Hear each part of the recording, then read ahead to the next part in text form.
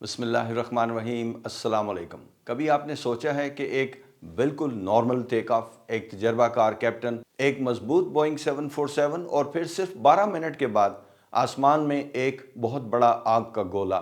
میں نے air traffic control میں 32 سال گزارے ہیں، ہزاروں پروازیں میرے ریڈار اسکوپ سے گزری، لیکن کچھ حادثے ایسے ہوتے ہیں جو ایک سوال بن جاتے ہیں۔ آج میں آپ کو ایک ایسی ہی کہانی سنانے جا رہا ہوں۔ TWA فلائٹ 800، ایک ایسا حادثہ جسے دنیا برسوں تک میزائل کا ہٹ سمجھتی رہی، لیکن حقیقت کچھ اور ہی نکلی۔ یہ 17 جولائی 1996 کی گرم شام تھی۔ نیو یارک کے جان ایف کینیڈی ایئرپورٹ سے ایک بوئنگ 747 اڑان بھرنے کے لیے تیار تھا۔ پرواز کا نام تھا TWA 800۔ روٹ بالکل سادہ تھا، نیو یارک سے پیرس اور پھر روم۔ جہاز پر 230 لوگ سوار تھے، مسافر، کرو اور کچھ آف ڈیوٹی ایئر لائن ملازمین۔ کاکپٹ میں کوئی نیا یا نا تجربہ کار شخص نہیں تھا۔ کیپٹن رالف 30 سال اور ہزاروں گھنٹے فلائنگ کا تجربہ رکھتے تھے۔ ان کے ساتھ کاکپٹ میں چیک ایئر مین، فلائٹ انجینئرز، حتیٰ کہ ایک ٹرینی انجینئر بھی موجود تھا۔ سب کچھ کتاب کے مطابق تھا۔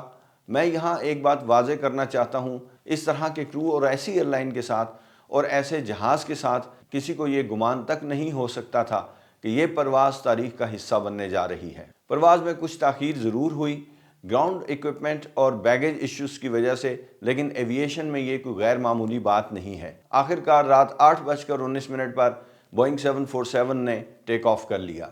ٹیک آف نارمل تھا، کلائم بھی نارمل تھی۔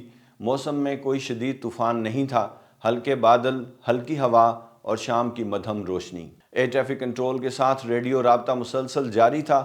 رات 8:30 پر بوسٹن سینٹر کی طرف سے ہدایات آئیں: TWA 800 climb and maintain 15,000 feet. Cockpit سے کیپٹن نے جواب دیا: راجر، کلائمنگ ٹو 15,000 فیٹ۔ اور پھر 8:31 اور 12 سیکنڈ پر ریڈار اسکوپ سے یہ ہوائی جہاز غائب ہو گیا۔ میں نے اپنی سروس میں یہ لمحہ کئی بار دیکھا ہے، جب اسکرین پر ایک مضبوط ریٹرن یعنی ہوائی جہاز کا پک اپ اچانک غائب ہو جائے۔ کنٹرولر کے دل میں سب سے پہلا یہی سوال آتا ہے، کیا ٹرانسپونڈر فیل ہوا یا کچھ بہت برا ہو گیا ہے؟ صرف چند سیکنڈ بعد ایک قریبی پرواز کے پائلٹ نے وائرلیس پر وہ جملہ کہا جو تاریخ میں محفوظ ہو گیا: ہم نے ابھی ایک دھماکہ دیکھا ہے، آگ کا ایک بہت بڑا گولا، اور پھر وہ سمندر میں چلا گیا۔ لانگ آئیلینڈ کے ساحل پر موجود لوگوں نے بھی آسمان میں روشنی دیکھی۔ کچھ نے کہا ایک روشنی اوپر کو گئی، جیسے کوئی چیز فضا میں اٹھی ہو، پھر ایک زبردست فائر بال بنا، پھر جلتے ہوئے ٹکڑے سمندر میں گرتے دکھائی دیے۔ یہ وہ لمحہ تھا جب پوری دنیا کا ذہن ایک ہی طرف گیا، شاید یہ میزائل تھا یا دہشت گردی۔ میں آپ کو بتاؤں، بطور ایئر ٹریفک کنٹرولر، جب بھی کسی جہاز کے ساتھ اچانک ایسا ہوتا ہے تو سب سے پہلے یہی سوال اٹھتا ہے، خاص طور پر جب گواہ اوپر جاتی ہوئی روشنی کی بات کریں۔ اسی وجہ سے ہوائی جہازوں کے ایکسیڈنٹ کے امریکہ کے تحقیقاتی ادارے NTSB کے ساتھ ساتھ FBI بھی فوراً حرکت میں آ گئی۔ یہ کوئی عام حادثاتی تفتیش نہیں تھی، یہ امریکہ کی تاریخ کی سب سے مہنگی، سب سے طویل اور سب سے پیچیدہ ایویشن انویسٹیگیشن بن گئی۔ سمندر میں ریکوری آپریشن شروع ہوا۔ غوطہ خور، نیوی کے جہاز، ریموٹ کنٹرول روبوٹس، سونار، سب کچھ استعمال کیا گیا۔ میں یہاں ایک بات پر زور دینا چاہتا ہوں، جب آپ سمندر کی گہرائی سے جہاز کے ٹکڑے نکالتے ہیں تو ہر ٹکڑا ایک گواہ بن جاتا ہے۔ وہ خاموش ہوتا ہے لیکن سچ بولتا ہے۔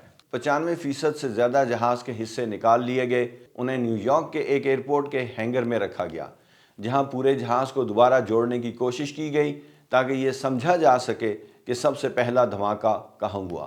کاکپٹ وائس ریکارڈر سنا گیا: ٹیک آف نارمل، کلائم نارمل، کوئی ایمرجنسی کال نہیں، لیکن ایک جملہ حادثے سے تقریباً 2.5 منٹ پہلے: یہ فیول گیج ذرا پاگل سی ریڈنگ دکھا رہا ہے۔ ایویشن میں ایسی باتیں کبھی کبھی نظر انداز ہو جاتی ہیں، کیونکہ ہر انوملی فوراً تباہی نہیں لاتی، مگر بعد میں یہی چھوٹی باتیں پوری کہانی کی کنجی بن جاتی ہیں۔ اب تفتیش نے 3 راستے لے لیے: کیا جہاز خود کمزور تھا؟ کیا باہر سے کوئی ہائی انرجی دھماکہ ہوا؟ یا کیا جہاز کے اندر سے کوئی خاموش دشمن موجود تھا؟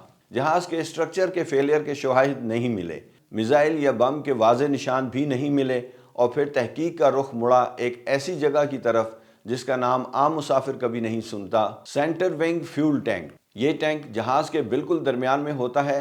اس پرواز میں اس ٹینک میں تھوڑا سا فیول تھا، لیکن بخارات بہت زیادہ تھے، اور اس کے نیچے ایئر کنڈیشننگ پیکس جو مسلسل حرارت پیدا کر رہے تھے۔ ایویشن میں ایک اصول ہے، فیول خود اتنا خطرناک نہیں ہوتا جتنا اس کے بخارات۔ اگر بخارات گرم ہوں، اگر ہوا کے ساتھ صحیح تناسب میں ہوں اور اگر ایک بھی چنگاری مل جائے تو نتیجہ تباہ کن ہو سکتا ہے۔ اب سوال تھا کہ یہ چنگاری کہاں سے آئی؟ یہاں آتا ہے ایک انتہائی حساس system, fuel quantity indication system, یعنی وہ وائرنگ جو ٹینک کے اندر فیول کی مقدار ناپتی ہے۔ تحقیق میں ان وائرنگ کے بنڈلز میں سپارکنگ کے شواہد ملے، شارٹ سرکٹ کے نشان ملے، اور وہی سسٹم جس نے کیپٹن کو پاگل ریڈنگ دکھائی تھی اسی راستے سے اضافی وولٹیج ٹینک تک پہنچا سکتا تھا۔ NTSB نے واضح کہا، ہم 100% یقین سے نہیں بتا سکتے کہ کون سا وائر ٹوٹا، لیکن سب سے زیادہ ممکنہ یہی ہے کہ ایک شارٹ سرکٹ نے فیول ٹینک کے اندر آگ لگا دی۔ دھماکہ اندر سے ہوا، نیچے سے۔ جہاز کا اگلا حصہ الگ ہو گیا، باقی جہاز چند سیکنڈ تک بے قابو حالت میں اوپر کی طرف چڑھنا شروع ہو گیا، اور یہی لمحہ گواہوں کو اوپر جاتی ہوئی روشنی کی طرح نظر آیا۔ یہ میزائل نہیں تھا، یہ جلتا ہوا جہاز تھا۔ 4 سال کی تحقیق کے بعد سن 2000 میں حتمی رپورٹ آ گئی۔ نتیجہ صاف تھا، یہ دہشت گردی نہیں تھی، یہ میزائل نہیں تھا، یہ ایک خاموش ٹیکنیکل کمزوری تھی جو غلط وقت پر غلط حالات میں تباہی بن گئی۔ اس حادثے کے بعد دنیا بھر میں ایویشن کے اصول بدلے، فیول ٹینکس میں نائٹروجن سسٹمز آئے، وائرنگ کے نئے معیار بنے، اور ٹریول کرنے والی فیملیز کے لیے بہتر سپورٹ قوانین متعارف ہوئے، لیکن 230 جانیں واپس نہیں آ سکتی تھی۔ میں نے ایئر ٹریفک کنٹرول میں یہ سیکھا کہ ہوا بازی میں حادثے چیختے نہیں، وہ سرگوشی کرتے ہیں۔ ایک وائر، ایک سینسر، ایک غیر معمولی ریڈنگ، اور اگر ہم نے وقت پر نہ سنا تو آسمان بھی معاف نہیں کرتا۔ یہ تھی TWA 800 کی مکمل حقیقت۔ اگر آپ ایسی ہی حقیقی ایویشن کہانیاں، ایئر ٹریفک کنٹرول کے اندر کی دنیا اور وہ سبق جاننا چاہتے ہیں جو کتابوں میں نہیں ملتے، تو یور فلائٹ ریڈار کو فالو کریں، سبسکرائب کریں، کیونکہ بعض کہانیاں صرف بتائی نہیں جاتی، سمجھائی جاتی ہیں۔ نیکسٹ ویڈیو تک کے لیے اجازت چاہتا ہوں۔ اللہ حافظ۔